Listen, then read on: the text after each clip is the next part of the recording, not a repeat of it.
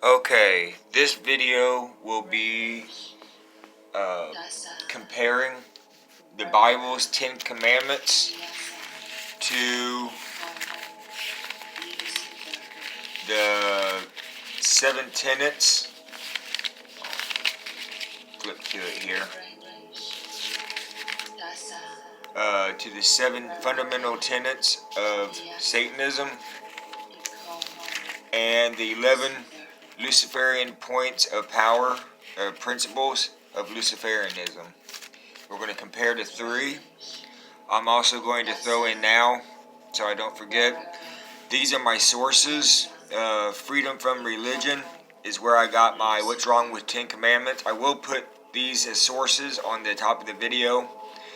The Satanic Temple, SatanicTemple.com is where I got the list of satanic tenets from. And as a special note, Nami is where I got my, you can get it from Ford, that's where she got hers from, but her video explains the 11 points of Luciferianism really well. However, she doesn't have a share, so I can't put her link up here. So I just want to put this out now. Her video is saved in my debunked videos, full clips. Sorry, it's out of focus. Full clips. It's the 9th down. So for anybody who is interested in watching a full video of her going point by point, explaining each one, you can find that there, and I will show you. Lastly, the music I'm playing in the background is from SATANIA. I hope I'm saying that right. So I'm going to give them credit for the music here. I'm going to have Lucifer's End in the background. Okay, so enough of that. The Bible's commandments. So, first off, the first 4 only deal with the vanity of this God of the Bible. Okay, so the first commandment, thou shalt have no gods before me. So, alright, first off, that says immediately that there are other gods. Otherwise, he wouldn't have to be worried about it. If he's all powerful, why is he worried about other gods to begin with? And as far as this being a United States being land of the free, religious and whatnot, well, this tenet immediately goes against America as what it's representing. This is not religious freedom, it's religious tyranny. Okay, so number 2, thou shalt not make onto thee any graven image. So, okay, that bans all art. Now, I know that there are plenty of people out there who probably wouldn't like the centerpiece of this painting, but so just pretend that it's just the ocean, sky, and the beach. That's banned. Just painting a beach. Matter of fact, just anything that you paint. If you have a picture or something, just anything. So, I mean, that doesn't even make sense. Thou shalt not take the name of Lord in vain. Okay, so again, that only, it's talking about blasphemy and, how God is weak, that he can't take any criticism. So what this is, if you're saying, I don't know, Jesus Christ, like you might say that or something. I mean, obviously people in other countries that's never heard of this wouldn't do that, but it's, what the hell does that even mean, really? I mean, does anybody do that?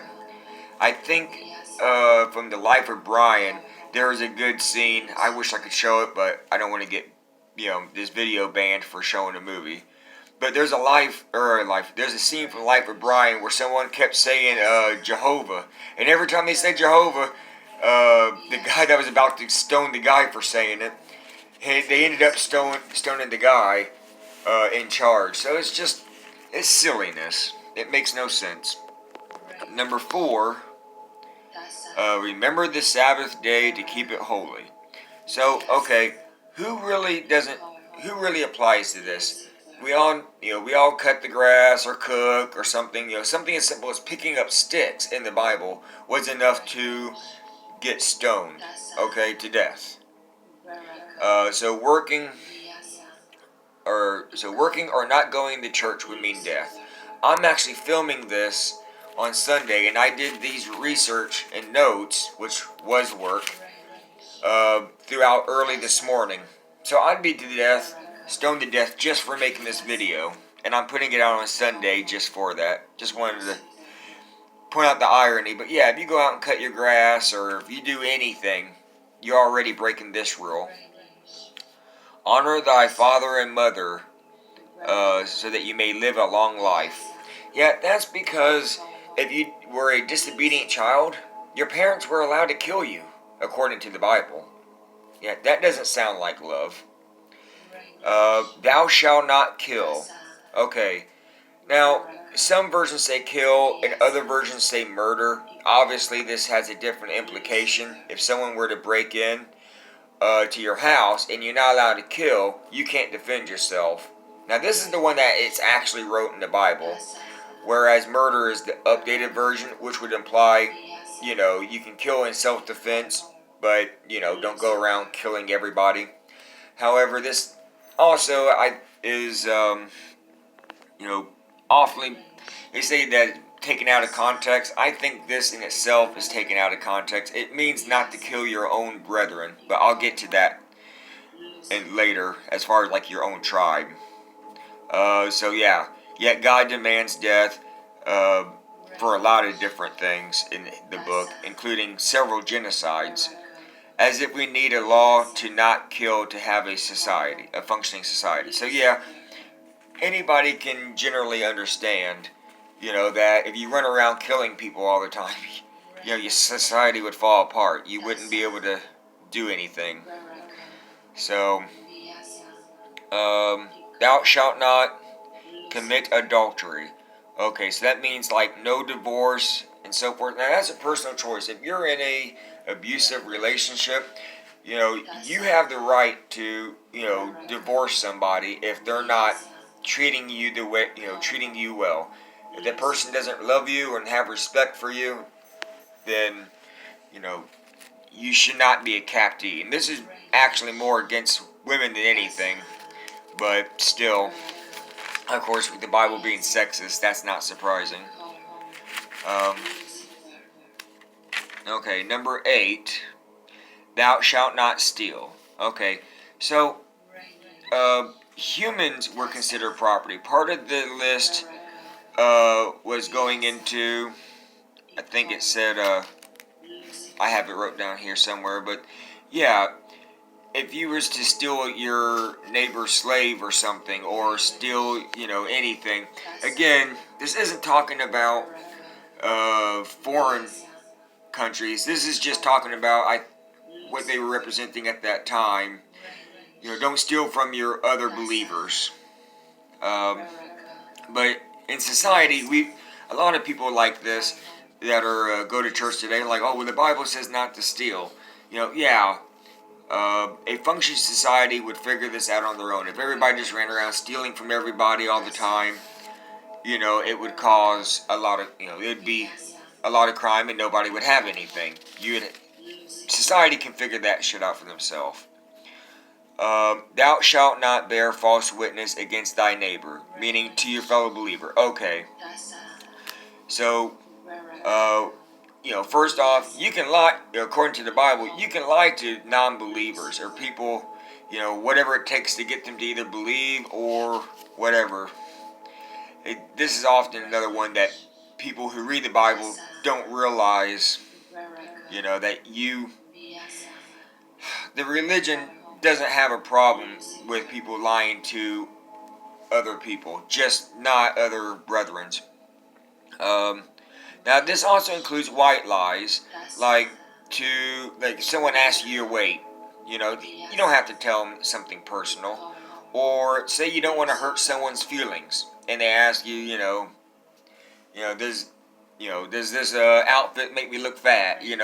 I'm making a joke out of it, but still, obviously if you was if let's say it did, and you didn't want to be mean, you don't want to say, oh yes, it does. You might say something polite.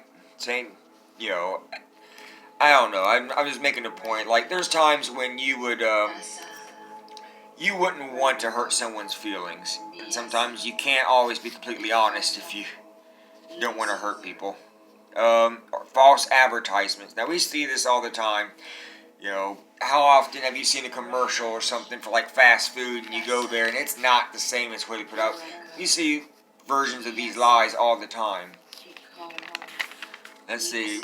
Number 10.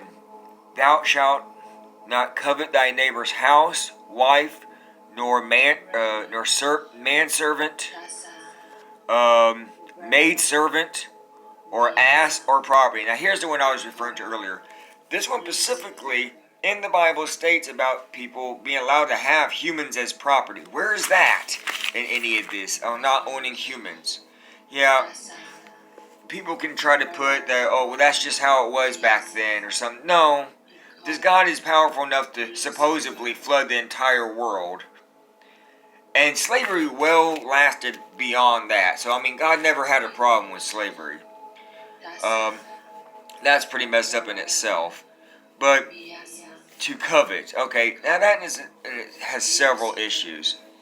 So to covet is simply to want. Again, humans as property is messed up. Let's see here. To want is natural, and our society depends on this for enterprise. Such as, I like your car, I think I'll get one too. Now, if you go out and steal your neighbor's car, then yeah, you're doing something wrong legally. That's theft. But to simply say, I like that and would like to save up money to have one, that would be considered a sin. That makes no sense. And it penalizes thoughts as a crime. So yeah, that's something else, is that this is simply, literally, if you are coveting something, I like this. This is something I would like to have. That's just a thought. It's not even an action. And yet, so a thought can be considered sinful. Just thinking about wanting something. Now, that's the 10 Commandments. I wanted to get that out of the way first, because that was the most pain in the ass. Now, some of these are so self-explanatory that I won't have to go into all that same detail. Alright, the 7 fundamental tenets of Satanism. So, one should strive to act with compassion and empathy toward all creatures in accordance. So, one, respect nature, but also creatures, we're humans, we're animals, we're creatures too. If someone's not causing you harm, then, don't do the same to others. Don't cause harm to anybody that's not in your way. So, the struggle for justice is an ongoing and necessary pursuit that should prevail over laws and institutions. Okay? So, yeah, we should continue to struggle to make things as, right as possible. Laws can always be overturned for new and better ideas. Alright, one's own body is inviolable, subject to one's own will. In other words, like, this can apply to several things. Like, one, if someone chooses to do drugs, that is their body. Now, they should not force other people to do drugs, and I'm not saying drugs are good, but I'm saying that is a personal choice. Another side to this would be like, this comes to mind real strong, is women's rights. Okay, there's this argument of pro-choice and pro-life. Now, while pro-life sounds wonderful, really implies that other people get to decide for women what they can do with their body and whether or not they even, they basically don't have a choice. If you're pregnant, you're going to have a baby, regardless of the circumstances. Whereas pro-choice would be more aligned with this. It's the woman's body, and if she decides that she doesn't want the child for whatever reason, that is up to her. It is her body.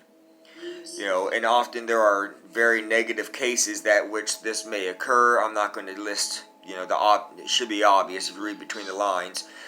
You know, if a woman is done wrong and she's forced into a bad situation, she should not also be forced to be punished from then on as well. She should be able to have a choice in what she does with her body. And I completely agree with that. Number 4, the freedoms of others should be respected, including to offend.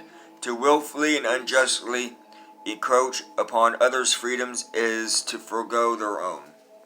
So yeah, as long as someone isn't physically physically harming you or threatening you, then yeah, they can be offensive.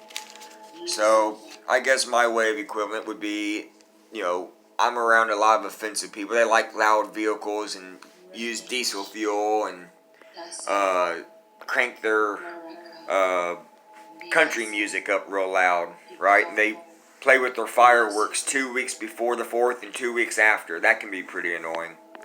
So I play my Marilyn Manson when they're popping their fireworks. I'm not going out there with the squirt gun, you know, literally dousing their fireworks. But I play my own stuff and I open up my door because I don't want to hear their fireworks. They don't want to hear Marilyn Manson either. But I don't go over there actually stopping them. And I wear whatever I like. This is one of my favorite shirts. So, and I know that they find my taste in clothing. I like my trip pants. I know that they find my clothing offensive. So, as long as I'm allowed to wear what I want and play my music, they can do what they want. Let's see here. Get it back in focus. Number 5. Belief should conform to one's best scientific understanding of the world. One should take care never to distort scientific facts to fix one's own beliefs. So yeah, that's one thing that one's easy for me because I love science and physics and all that stuff. And, you know, like if someone showed me, you know, said, hey, there's a haunted house, I'm walking in as a skeptic. Even though I totally believe in spirits and everything else, I still know that as humans there are things that, you know, we don't perceive well, and sometimes we can confuse ourselves. So there's no harm in being a skeptic. But this bottom one really makes me, again, think about like the flood or stuff in the Bible. Whereas they're literally, there's so many flaws I'm not going to go into here, but the Bible takes things out of takes facts out of context. Watch Bill 9, the Science Guy debate versus Ken Ham. Totally, you should check that out. I'll actually put a link on there. This will be an example of someone fitting their beliefs, changing science to fit their beliefs. So I'll have to make a note of that. Number 6, people are fallible. If one makes a mistake, one should do one's best to rectify and resolve any harm they may have done. You know, that's pretty self-explanatory.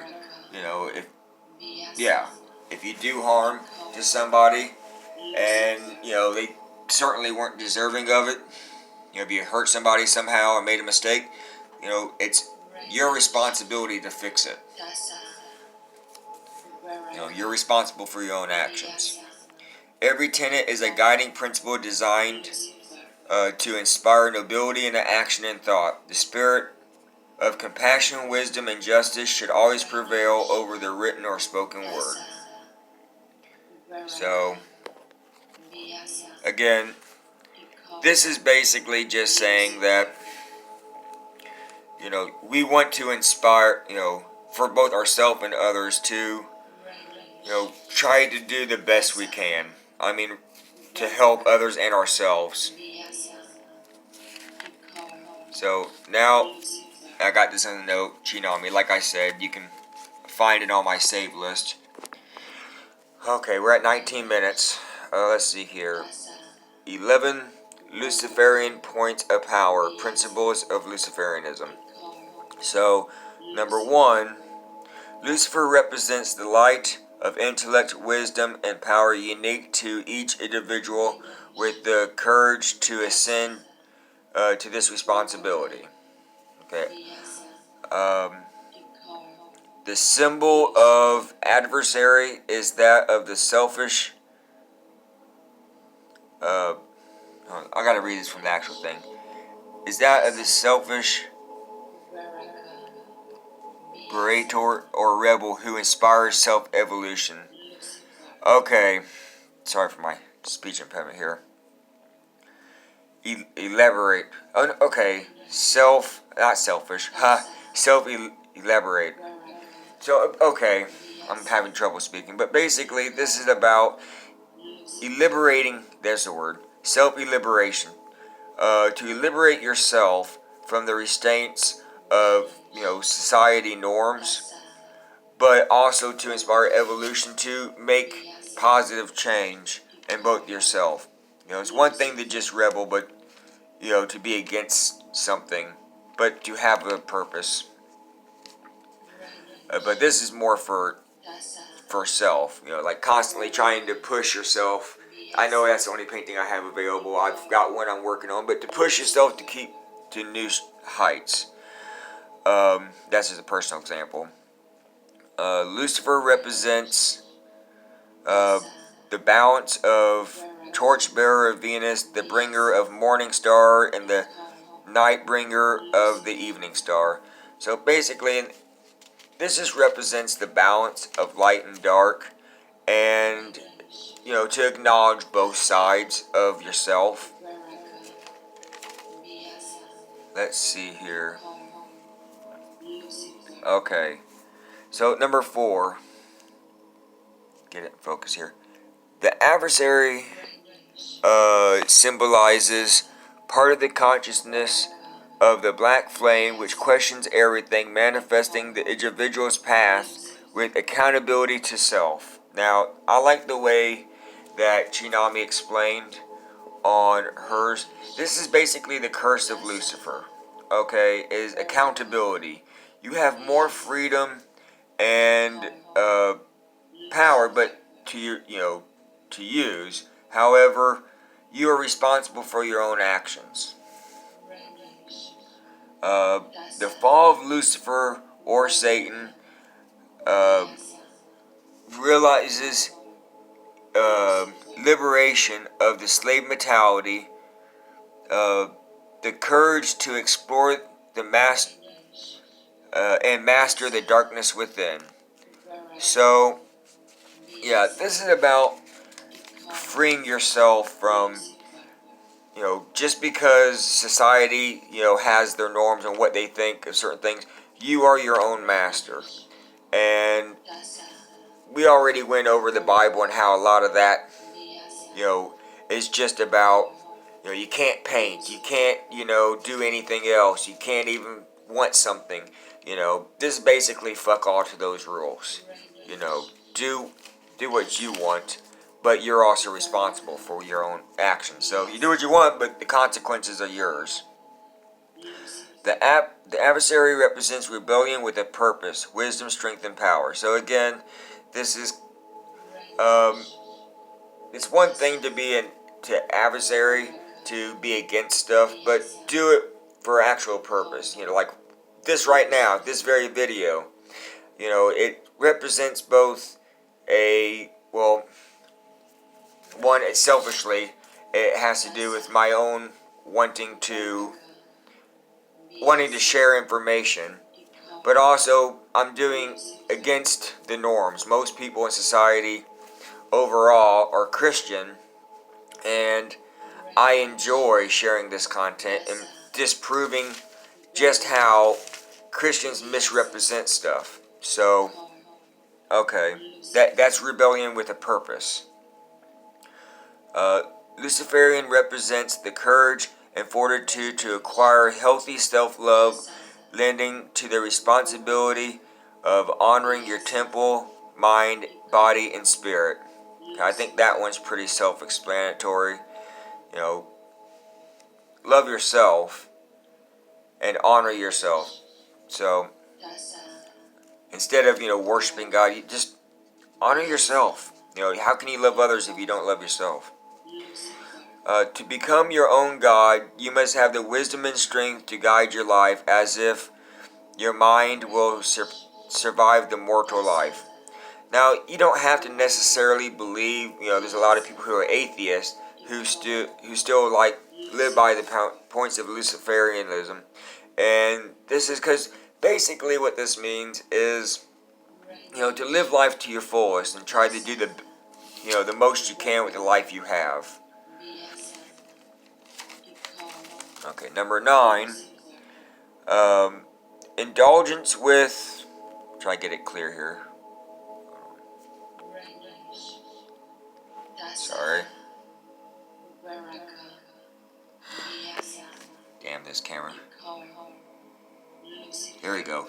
Indulgence with restraint and love for the deserving and disdain for those undeserving. I think that's self-explanatory. I'm going to run quick on the time here. So I'm going to let that be. Okay, Lucifer represents the inside. That inside of every act is selfish, no matter if it's perceived as selfishness. At core, a selfish act, even if it's helping others, is your passion. Your brain still receives a chemical reward for this act. This is why many consider that doing good deeds in society may bring you closer to quote-unquote God. Recognize your selfishness. Then see this fact in all others. So we all do this. We're all selfish while observing. Accept this knowledge. Make choices that would benefit not only yourself, but loved ones when possible. So again, this video is kind of like many variables of some of these things that I've already listed. But selfishly, I like to, for my own enjoyment, I like to debunk Christian stuff, and they like to misrepresent this.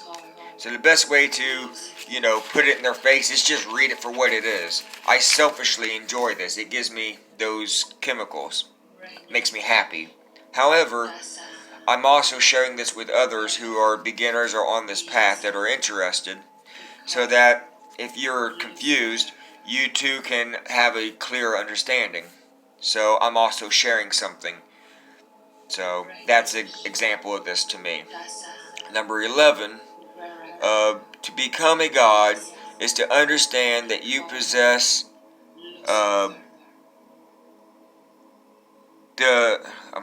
you possess the ability to create and sustain your path in life and to illuminate the light of self potential. So this is almost 30 minutes long. I'm going to have to cut this to a short. However, before I do, I wanted to make sure I showed how to find this on my list, because I can't put the share on her link. But if you go to debunked video clips and you scroll down, 11 points of Luciferianism. Again, I'm going to just pause this here. Well, hello there. I'm not going to steal her content. But if you were to look, I literally can't share the thing on here. So if you want to watch this, it's on my... I can't put the link, and this is why. But, okay. Just wanted to give her credit, because I like to source wherever I got my information from. I hope this helped everybody.